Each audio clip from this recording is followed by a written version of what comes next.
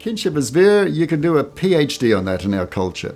Kinship represents who we are within our family group, our kin group, our whole clan group or tribal group. So kinship is very important. The European term today, what do you have?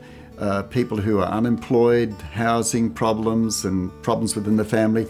We have a support mechanism called Centrelink. In our culture, our support mechanism was our family, our kin. So our kinship was your relationship too.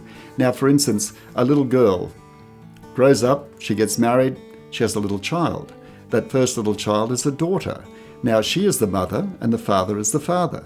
But the father's brothers will also become the father. The mother's sisters will also become the sister. And to the Europeans, it sounds very confusing. But my little grandchildren, they talk about their grandmothers, their mothers, Mum Debbie, Mum Wilma, Mum Gina, and we know who the real mum is, but we know that structure of line, who the other mothers are within that family group. So that young mother, if she is needing a break or whatever and feeling a little bit stressed, she has the other mothers, her family line, to take over from that kinship, to help within that structure.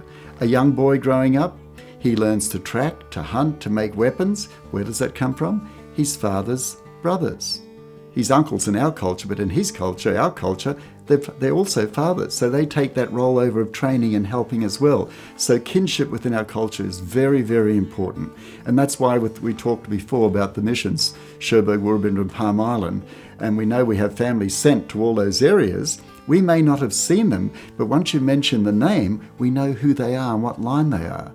And that's why in our culture we'd say, if I said to you, hey brother, where you come from? Hey, been growing up. Who you family in the distant party? What do you brother, where do you come from? Who has raised you? What's your family history and your background and your mixture, who you are?